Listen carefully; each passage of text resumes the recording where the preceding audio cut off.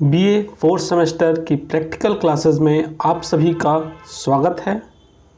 और आज की क्लास में हम बात करेंगे एंग्जाइटी से रिलेटेड प्रैक्टिकल के बारे में। दुश्चिंता से रिलेटेड जो हमारा प्रैक्टिकल है मनोविज्ञान के अंदर, उसके बारे में हम बात करेंगे और यह देखेंगे कि उसके लिए हम कौन सा क्वेश्चनायर यूज़ कर सकते हैं और इसके साथ साथ हम उस क्वेश्चनायर को कैसे फिल करेंगे, उसकी स्कोरिंग कैसे करेंगे, उसका रिज़ल्ट कैसे निकालेंगे और उस रिज़ल्ट के आधार पर हम विवेचना या इंटरप्रिटेशन कैसे लिखेंगे। उसके पहले मैं आपको बता दूं कि यह क्वेश्चनायर जो आपको यहाँ पर स्क्रीन पर दिखाई दे रहा है SCAT, जिसका फुल फॉर्म है Sinha comprehensive anxiety test. Anxiety के लिए हमने यहाँ पर SCAT का यूज़ किया है, सिन्हा कॉम्प्रिहेंसिव एंग्जाइटी टेस्ट का, जिसको बनाया गया है AKP सिन्हा और LNK सिन्हा के द्वारा और इसका प्रकाशन किया गया है NPC Agra, national psychological corporation Agra के द्वारा इसका प्रकाशन किया गया है। यहाँ पर इस वीडियो का उद्देश्य मात्र BA के स्टूडेंट्स को प्रैक्टिकल के बारे में जानकारी प्रदान करना है और कैसे प्रैक्टिकल करते हैं, कैसे क्वेश्चनायर फिल करते हैं, इन सभी के बारे में जानकारी प्रदान करना है। अगर आप इस क्वेश्चनायर को अपने काउंसलिंग सेंटर में यूज़ करना चाहते हैं तो आप इसको NPC आगरा से कांटेक्ट करके मंगा सकते हैं। तो स्टार्ट करते हैं अब आज की क्लास। तो इस प्रैक्टिकल के अंदर सबसे पहले आप जिसके ऊपर यह परीक्षण करने जा रहे हैं उसका नाम लिखेंगे, उसकी आयु लिखेंगे, उसका जेंडर लिखेंगे और वह किस कॉलेज में पढ़ता है उसके बारे में लिखा जाएगा और वह किस विभाग से संबंधित है उसके बारे में। ये सभी जानकारियाँ यहाँ पर फिल की जाएंगी। कोशिश यही करेंगे आप लोग कि यह स्वयं के ऊपर ना अप्लाई करके किसी अपने फ्रेंड के ऊपर अप्लाई करें, क्योंकि जो बच्चे मनोविज्ञान से जुड़े हुए हैं उनको काफ़ी कुछ मनोविज्ञान के बारे में पता है। तो कई बार अगर आप खुद से इसको फिल करते हैं तो वहाँ पर पक्षपात या बायसनेस होने की संभावना बनी रहती है। लेकिन अगर आपको कोई ऐसा पर्सन नहीं मिल रहा है जिसके ऊपर आप परीक्षण कर सकें, तब आप स्वयं के ऊपर भी इसको अप्लाई कर सकते हैं। तब आप यहाँ पर अपना नाम लिखेंगे, अपनी एज लिखेंगे, जेंडर लिखेंगे, अपने कॉलेज का नाम लिखेंगे, अपने विभाग का नाम लिखेंगे। देन उसके बाद यहाँ पर कुछ निर्देश दिए गए हैं, इन निर्देश को आप पहले पढ़ेंगे। उसके बाद फिर आगे जो क्वेश्चनायर में आइटम्स हैं, जो क्वेश्चंस दिए गए हैं, उनको आप रिस्पॉन्स करेंगे। जैसा कि यहाँ पर निर्देश दिया गया है कि आगे के पृष्ठों पर कुछ प्रश्न दिए गए हैं जिनका संबंध आपके व्यक्तित्व से है। प्रत्येक प्रश्न के सामने 2 विकल्प हाँ या नहीं है। प्रत्येक प्रश्न को पढ़िए, जो बात आपके संबंध में लागू हो उस विकल्प के नीचे वाले खाने को क्रॉस का चिन्ह लगा दें। यदि हाँ आपके संबंध में सही है तो हाँ के नीचे वाले खाने में क्रॉस का चिन्ह लगा दें और यदि नहीं आपके लिए सही है तो नहीं के नीचे वाले खाने में क्रॉस का चिन्ह लगा दें। यहाँ पर यह बताया जा रहा है कि जो ये क्वेश्चंस दिए गए हैं, जो आइटम्स दिए गए हैं, आपके अकॉर्डिंग जो आइटम्स सही है, मतलब आपके अकॉर्डिंग अगर वो सही है तो आप हाँ के नीचे क्रॉस का निशान लगा देंगे और अगर आपके अकॉर्डिंग नहीं वाला आंसर सही है, आपके अनुभव के आधार पर आपको नहीं ज़्यादा उचित लग रहा है, तो आप नहीं के नीचे क्रॉस का निशान लगा देंगे। जैसे यहाँ पर हम एक क्वेश्चन लेते हैं, क्या आप अनुभव करते हैं कि बिना किसी अपराध के ही आपको दंड दिया जाता है? तो यहाँ पर आपको जो भी सही लग रहा हो, अगर आपको लगता है कि आपको बिना बात के भी दंड मिलता है, आपकी गलती नहीं रहती है, फिर भी आपको पनिश किया जाता है, आपको दंड दिया जाता है, तो आप हाँ पर टिक करेंगे। और अगर ऐसा नहीं है तो आप नहीं पर टिक करेंगे। इसके बाद नेक्स्ट क्वेश्चन है, परिस्थितियों के साधारण दबाव से भी क्या आप मानसिक संतुलन खो देते हैं? जैसे अगर कोई छोटी मोटी समस्या भी आपके सामने आ जाती है तो क्या आप उससे भी इतना ज़्यादा घबरा जाते हैं कि आपका अपने ऊपर से कंट्रोल हट जाता है? अगर ऐसा आपके साथ होता है तो हाँ पर टिक करेंगे, और अगर ऐसा आपके साथ नहीं है तो नहीं पर टिक करेंगे। फिर नेक्स्ट क्वेश्चन है, क्या आपका चित्त, यहाँ पर चित्त का मतलब आपके मन से है, क्या आपका चित्त प्रायः अस्थिर रहता है? मतलब आपका मन स्थिर रहता है या अस्थिर रहता है? आपके मन में हमेशा विचार चले करते हैं, हमेशा कुछ ना कुछ अंतर्द्वंद चला करते हैं, या आपका मन शांत रहता है? तो अगर आपका मन शांत रहता है तो आप नहीं पर टिक करेंगे, और अगर आपका मन शांत नहीं रहता है, अस्थिर रहता है, तो आप हाँ पर टिक करेंगे। यहाँ पर टोटल 60 एकांश दिए गए हैं, 60 आइटम्स हैं। तो अगर हम 60 आइटम्स को एक एक करके समझने की कोशिश करेंगे तो वीडियो काफ़ी लंबा हो जाएगा, इसीलिए मैं सिर्फ हर 5वें क्वेश्चन को ही अटेम्प्ट करूँगा, हर 5वें क्वेश्चन के बारे में आपको बताऊँगा, और उसके बाद फिर हम आगे के प्रोसेस को देखेंगे। अगर आपको कोई आइटम नहीं समझ में आता है, कोई क्वेश्चन नहीं समझ में आता है, तो आप हमें कमेंट के द्वारा पूछ सकते हैं। ये हमारा 5वां क्वेश्चन है, क्या कभी कभी आपको ऐसा मालूम पड़ता है कि आपका जीवन बेकार है? मतलब कभी कभी आपको ऐसा लगता है कि यार मेरे जीवन का या मेरी लाइफ का तो कोई वैल्यू ही नहीं है, ये तो बेकार है एकदम। तो अगर ऐसा लगता है तो आप हाँ पर टिक करेंगे, अगर आपको ऐसा नहीं लगता है तो आप नहीं पर टिक करेंगे। फिर क्वेश्चन नंबर 10, आप एक चीज़ ध्यान देंगे, आपको पूरे क्वेश्चन फिल करने हैं, 60 के 60 आइटम्स फिल करने हैं। ऐसा नहीं है कि आप जैसे जितना मैं कर रहा हूँ उतना ही करेंगे, आपको कंप्लीट फिल करना है। समय की थोड़ा सा कमी होने के कारण मैं सिर्फ यहाँ पर केवल हर 5वें क्वेश्चन को ही अटेम्प्ट कर रहा हूँ। यहाँ पर 10वां क्वेश्चन है, क्या आप इतने भयभीत हो जाते हैं कि आपकी जीभ सूखने लगती है? मतलब कोई सिचुएशन ऐसी आ जाती है आपके सामने, तो उस सिचुएशन से इतना ज़्यादा डर जाते हैं, या कभी भी जब आप डरते हैं तो क्या इतना ज़्यादा डर जाते हैं कि आपकी जीभ सूखने लगती है, आपको प्यास लगने लगती है, आपका गला सूख जाता है?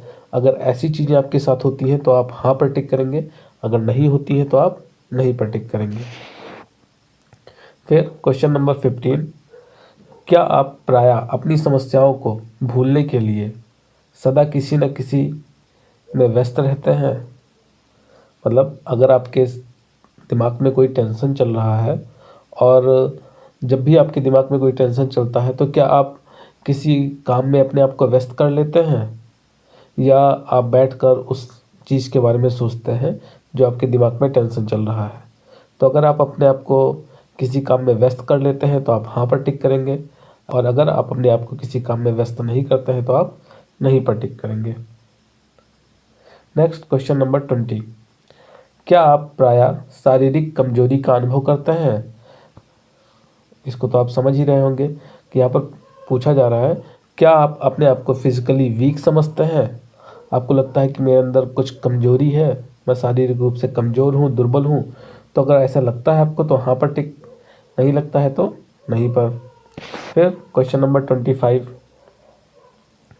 क्या आप प्रायः तनाव की हालत में काम करते हैं? मतलब अगर आप कोई भी काम कर रहे हैं तो क्या उस काम को स्ट्रेस लेकर करते हैं,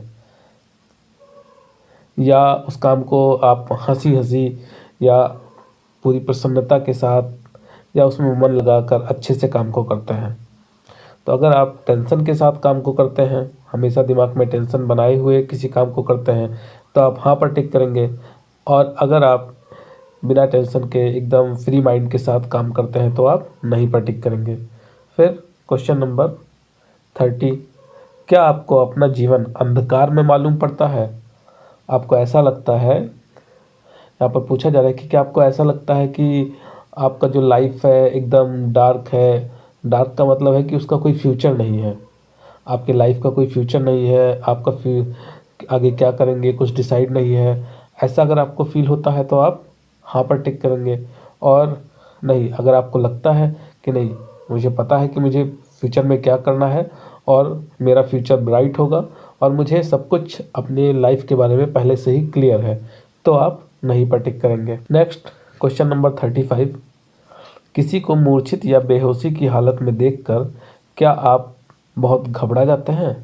जैसे कुछ लोग होते हैं जो अगर उनके सामने कोई बेहोश हो जाता है तो उसको देखते ही वह भी घबरा जाते हैं और उनके हाथ पैर से भी पसीने छूटने लगते हैं। तो क्या आप भी उसी कैटेगरी में आते हैं कि अगर किसी पर्सन को देखा आपने कि वो बेहोश हो गया है तो आपको और ज़्यादा प्रॉब्लम होने लगती है?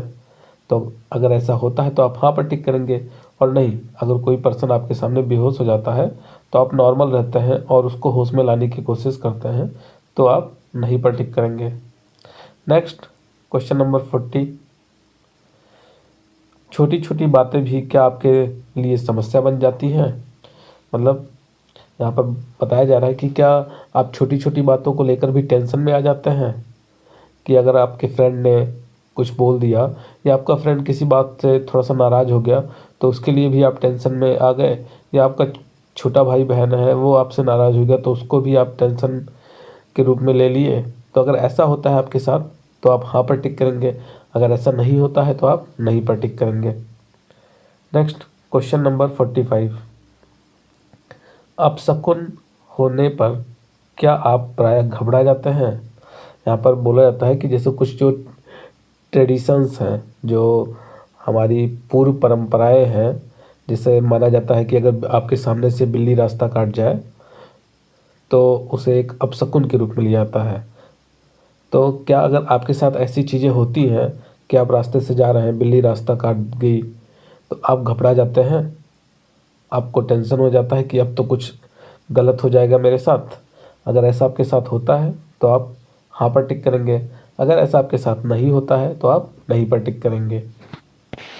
नेक्स्ट क्वेश्चन नंबर 50, क्या आपको निर्णय लेने में प्रायः कठिनाई होती है? मतलब आपका जो डिसीजन मेकिंग है, निर्णय लेने की क्षमता है, वह काफ़ी कमज़ोर है क्या? आपको कोई भी निर्णय लेना होता है तो आपको 4 लोगों से पूछना पड़ता है कि हाँ ये सही रहेगा क्या, ये सही रहेगा क्या? तो अगर आपके साथ ऐसा है तो आप हाँ पर टिक करेंगे, और अगर आप अपने सभी निर्णय लेने में स्वयं सक्षम हैं तो आप नहीं पर टिक करेंगे। नेक्स्ट क्वेश्चन नंबर 55, क्या आप अनुभव करते हैं कि लोग प्रायः आपको गलत समझते हैं? मतलब आपको ऐसा लगता है कि जो आपके आसपास के लोग हैं वह आपको गलत समझ रहे हैं, आपके अंदर कमियां निकाल रहे हैं? अगर आपको ऐसा लगता है, ऐसा महसूस होता है तो आप हाँ पर टिक करेंगे, और अगर आपको ऐसा नहीं महसूस होता है, ऐसा नहीं लगता है तो आप नहीं पर टिक करेंगे। नेक्स्ट क्वेश्चन नंबर 60, क्या आपको प्रायः हर काम में हड़बड़ी रहती है? मतलब कुछ लोग होते हैं ना जो हर काम बड़ी जल्दी जल्दी करना चाहते हैं कि अरे ये भी कर लूँ, वो भी कर लूँ, वो भी कर लूँ, और इस तरीके से वो काम को कई बार बिगाड़ भी लेते हैं। तो क्या आप भी उसी कैटेगरी में आते हैं कि आप हर काम में जल्दबाजी दिखाते हैं? अगर आते हैं तो आप हाँ पर टिक करेंगे, और अगर नहीं आते हैं तो आप नहीं पर टिक करेंगे। अब आप जब इस पूरे फॉर्म को, जो क्वेश्चनायर है उसको पूरा कंप्लीट फिल कर लेंगे, उसके बाद फिर क्या करेंगे कि जो भी आपने आप हमें मैनुअल की ज़रूरत पड़ेगी। मैनुअल में हम देखेंगे कि इसकी स्कोरिंग कैसे की जाएगी। तो इसकी स्कोरिंग इस प्रकार की जाएगी कि जिस एकांश पर, जिस क्वेश्चन पर आपने हाँ पर टिक किया है वहाँ पर आप 1 नंबर देंगे, और जिसमें आपने नहीं पर टिक किया है वहाँ पर आप 0 देंगे। जैसे जो पहला क्वेश्चन था, अगर आपने इसमें हाँ पर टिक किया है तो आप क्या करेंगे, यहाँ 1 नंबर दे देंगे, और अगर आपने यहाँ पर नहीं पर टिक किया था तो आप क्या करते, आप 0 नंबर देते। उसके बाद इसी प्रकार सभी टोटल आइटम्स का जितने भी एकांश हैं सबको आप स्कोरिंग कर देंगे, सबकी आप स्कोरिंग करेंगे, सबके आगे नंबर लिखते चले जाएंगे, और फिर जितने भी नंबर आ रहे हैं, क्योंकि 0 को तो हटा देंगे, और जितने एक एक नंबर हैं उन सभी को आप ऐड कर लेंगे। ऐड करने के बाद हम अब फिर से एक बार मैनुअल में जाएंगे और वहाँ पर देखेंगे कि हमारा जो एंग्जाइटी लेवल है वो कितना है। तो यहाँ पर अब हम इस चार्ट के द्वारा अपने स्कोर का इंटरप्रिटेशन करेंगे, या जानेंगे कि जो हमारा स्कोर है, जो अभी हमने क्वेश्चनायर फिल किया, उस क्वेश्चनायर में स्कोरिंग करने के बाद जो भी हमारा स्कोर आया, उस स्कोर के अकॉर्डिंग हमारे चिंता का स्तर कितना है। तो अगर बॉयज़ हैं, कोई लड़का है और उसका स्कोर 30 से लेकर 69, 30 से 69 के बीच में आ रहा है, तो इसका तात्पर्य यह हुआ कि उस बच्चे में, उस लड़के में अत्यधिक चिंता का स्तर है। जो उसकी चिंता का स्तर है वो बहुत ही ज़्यादा है, जो कि एक तरीके से हम कह सकते हैं कि सही नहीं है। इसको अभी हम बाद में डिस्कस करेंगे कि कैसे इसको कम करें और कितना सही है कितना नहीं सही है। अभी पहले यहाँ पर आप स्कोरिंग में जो आया है उसको यहाँ से देखें और अपना पहले रिज़ल्ट लिख लें।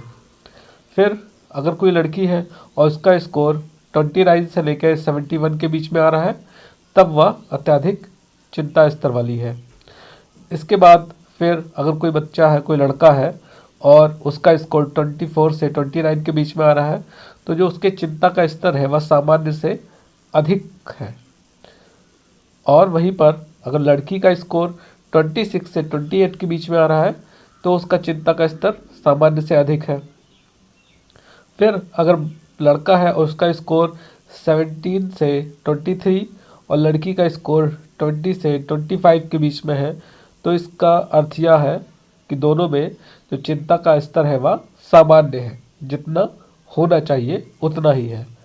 लेकिन अगर स्कोर 13 से 16 लड़के का और लड़की का स्कोर 15 से 19 के बीच में आ रहा है, तो इसका अर्थ यह है कि लो है, जो सामान्य चिंता होनी चाहिए उससे भी कम चिंता है।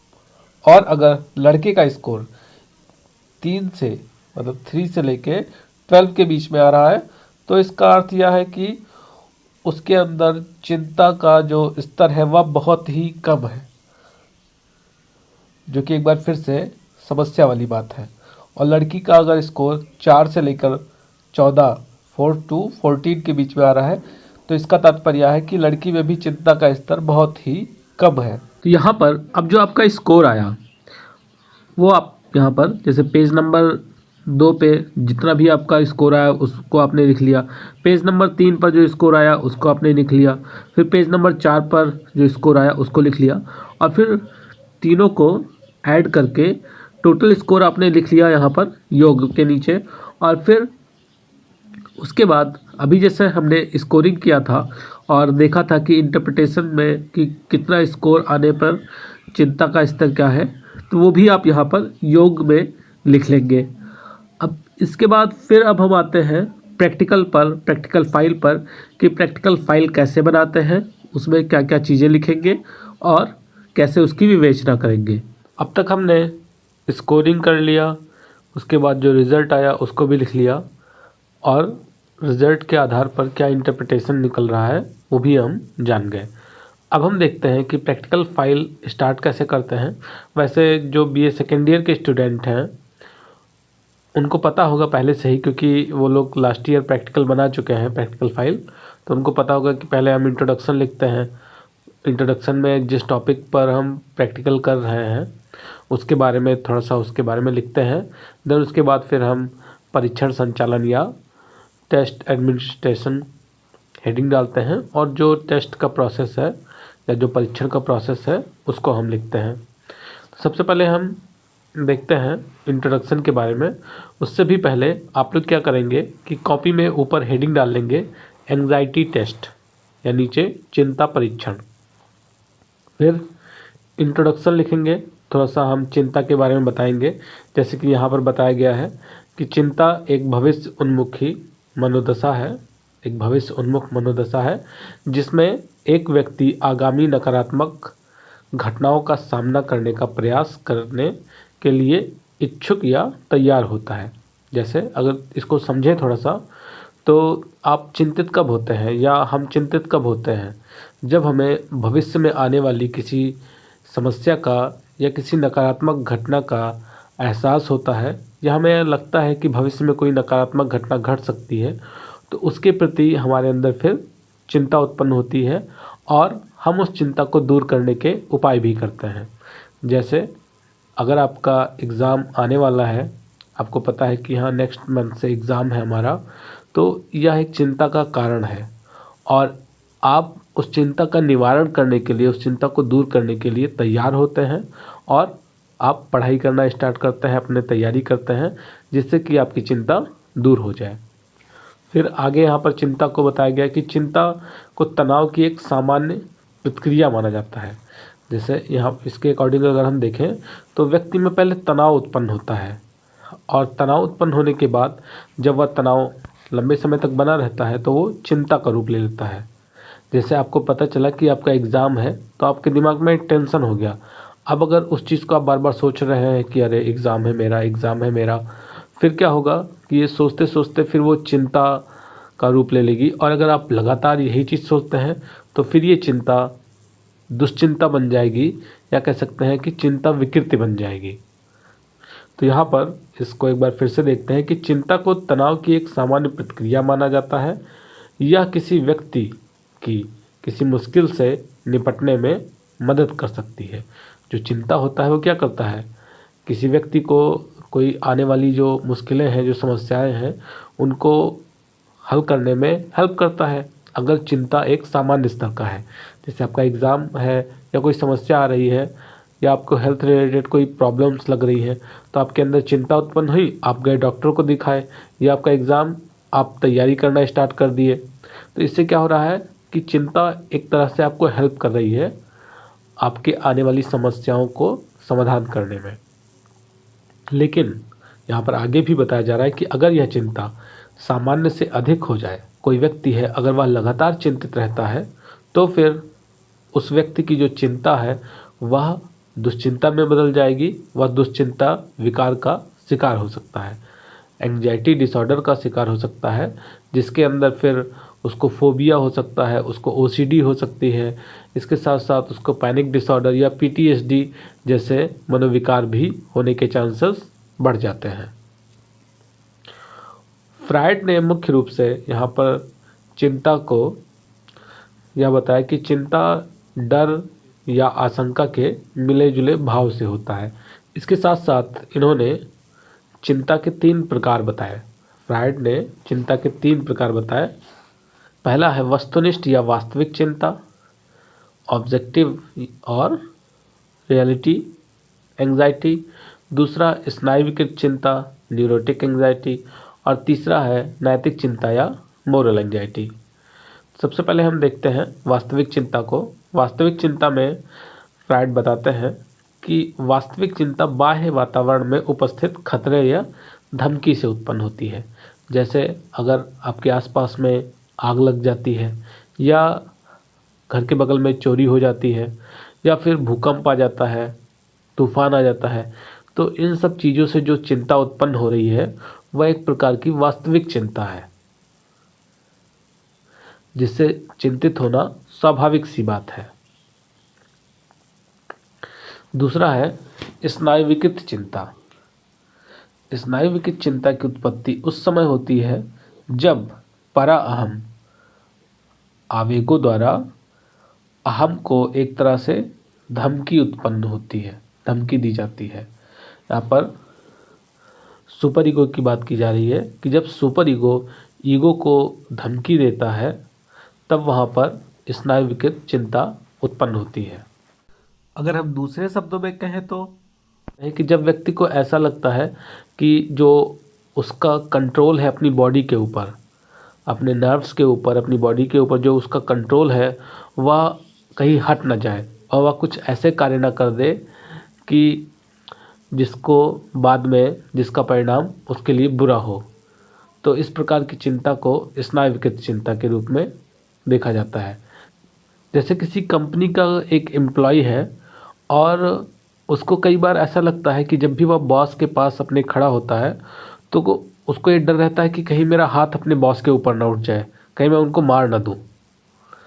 तो जबकि ऐसा है नहीं, लेकिन उसको डर लगता है कि कहीं मेरे हाथ पर से मेरा कंट्रोल ना हट जाए, मेरा हाथ खुद ब खुद उठकर उनको लग ना जाए, उनको थप्पड़ ना मार दिया जाए कहीं।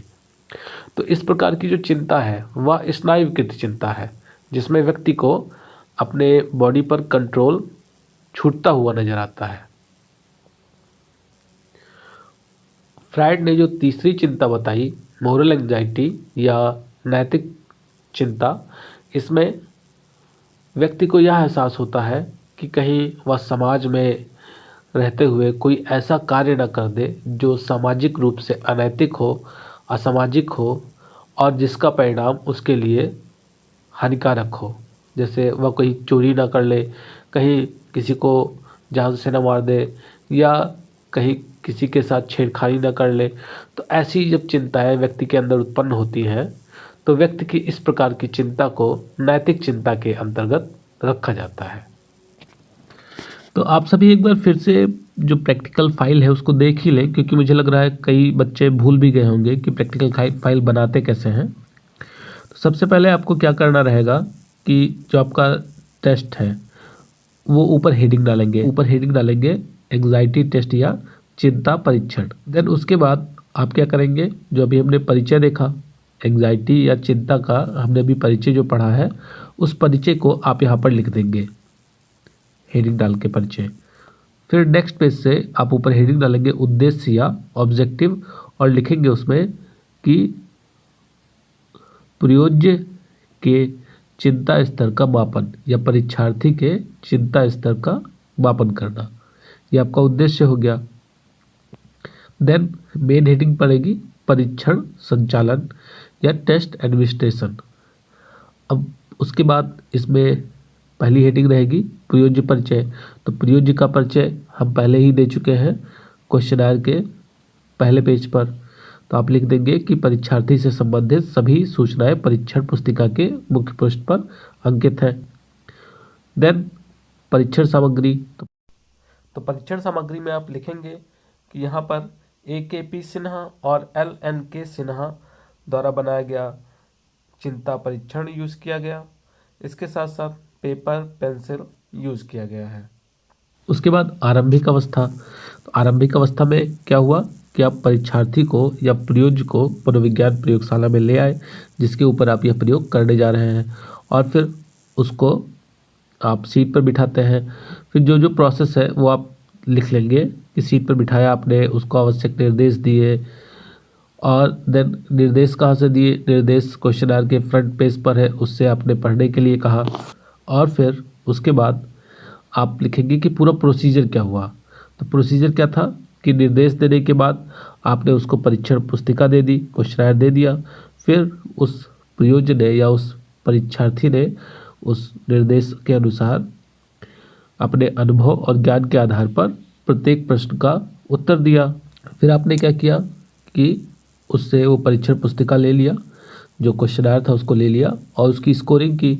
अब स्कोरिंग करने के बाद जो आपका रिजल्ट आया था, जो आपने यहाँ से इस चार्ट से देखा था कि आपका जो चिंता का स्तर है वो कितना है, तो उस रिज़ल्ट को आप परिणाम हेडिंग डालकर, रिज़ल्ट हेडिंग डालकर उसको भी लिख देंगे कि निर्देशिका के आधार पर, जो मैनुअल है उसके आधार पर आपका परीक्षार्थी का रिज़ल्ट बहुत अधिक चिंता स्तर का आया है या सामान्य स्तर का आया है या निम्न स्तर का आया, जो भी आपका रिज़ल्ट आया है आप उस रिज़ल्ट वाले हेडिंग के अंतर्गत उसको लिख देंगे। अब हम आते हैं अपने लास्ट पॉइंट पर, लास्ट हेडिंग पर, जो कि है विवेचना। तो जो भी आपका रिज़ल्ट आया है उसके आधार पर आप विवेचना लिखेंगे। अब यहाँ पर मैं 3 कैटेगरी में विवेचना लिखना आपको बताऊँगा। पहला तो जो बहुत अधिक चिंता करते हैं उनको लेकर, अगर जिनका स्कोर बहुत अधिक चिंता स्तर के अंतर्गत आ रहा है तो उसकी विवेचना कैसे लिखेंगे। दूसरा, जो सामान्य स्तर के चिंता करने वाले व्यक्ति हैं उनकी विवेचना कैसे लिखेंगे। और तीसरा, जो बहुत ही निम्न स्तर की चिंता रखते हैं या जिनका स्कोर बहुत ही निम्न स्तर के चिंता के अंतर्गत आया है तो उनकी विवेचना कैसे लिखेंगे। तो सबसे पहले हम बात करेंगे अत्यधिक चिंता स्तर वाले लोगों का, जिनका स्कोर अत्यधिक चिंता स्तर के अंतर्गत आया है, उनकी विवेचना कैसे लिखेंगे। तो आप विवेचना हेडिंग डालेंगे और उसमें आप लिखेंगे प्रस्तुत प्राप्तांकों के आधार पर हमें यह ज्ञात होता है कि जो परीक्षार्थी है उसके चिंता का स्तर अत्यधिक है, और इसलिए हम यह कह सकते हैं कि परीक्षार्थी छोटी छोटी बातों को लेकर भी चिंतित हो जाता है, वह अक्सर चिंता में रहता है, और जिसकी वजह से दैनिक जीवन है वह भी प्रभावित होता है और उसके स्वास्थ्य पर भी इसका बुरा असर पड़ता है। इसके साथ साथ आगे चलकर भी उसको चिंता से संबंधित विकार उत्पन्न हो सकते हैं जो दुश्चिंता विकार के अंतर्गत आते हैं। फिर इसमें पैराग्राफ चेंज करके आप लिखेंगे कि ऐसे समय पर उस व्यक्ति को चाहिए, परीक्षार्थी को यह चाहिए कि वह अपने व्यवहार का मूल्यांकन करे। वह जब भी चिंतित हो किसी परिस्थिति को लेकर तो उस परिस्थिति का मूल्यांकन करे और यह देखे कि क्या वह परिस्थिति वास्तव में इतनी ज़्यादा चिंता करने वाली है या फिर हम बेकार में ही उस परिस्थिति को लेकर चिंतित हो रहे हैं। तो अब हम बात करते हैं सामान्य स्तर के व्यक्तियों की जिनका चिंता स्तर सामान्य आया है। तो आप लिखेंगे कि प्रस्तुत प्राप्तांकों के आधार पर हमें यह ज्ञात होता है कि जो परीक्षार्थी है उसकी चिंता का स्तर सामान्य है, अर्थात वह किसी भी परिस्थिति में बहुत अधिक चिंतित नहीं होता है। अगर चिंता करने वाली परिस्थिति है तो वह सामान्य रूप से चिंतित होता है, ना वह किसी परिस्थिति में अत्यधिक चिंतित होता है और ना ही वह किसी परिस्थिति में एकदम ना के बराबर चिंता करता है। और ऐसे व्यक्तियों का स्वास्थ्य उत्तम होता है क्योंकि उनका अपने विचारों पर कंट्रोल होता है, नियंत्रण होता है। तो आप इसको अपनी लैंग्वेज में लिख लेंगे।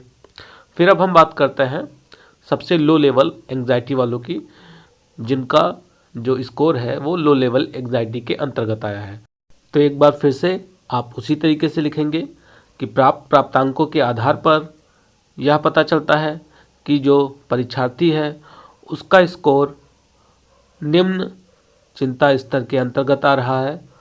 और इस प्रकार हम यह कह सकते हैं कि जो परीक्षार्थी है उसका चिंतन स्तर या उसकी जो चिंतन की प्रक्रिया है वह बाधित है, वह सही नहीं है। और इसका परिणाम यह होता है कि जो महत्वपूर्ण कार्य होते हैं, जो महत्वपूर्ण परिस्थितियां होती हैं, उन परिस्थितियों में भी वह चिंतित नहीं होता है, जो कि आगे चलकर उसके लिए हानिकारक सिद्ध हो सकती है। तो इस प्रकार आपका यह प्रैक्टिकल यहीं पर समाप्त होता है। मैंने कोशिश किया है कि आपको सारी जानकारी मिल सके, बट फिर भी अगर कोई इन्फॉर्मेशन बची हुई है, आपको नहीं समझ में आया है कोई चीज़, तो आप हमें कमेंट के द्वारा पूछ सकते हैं। धन्यवाद।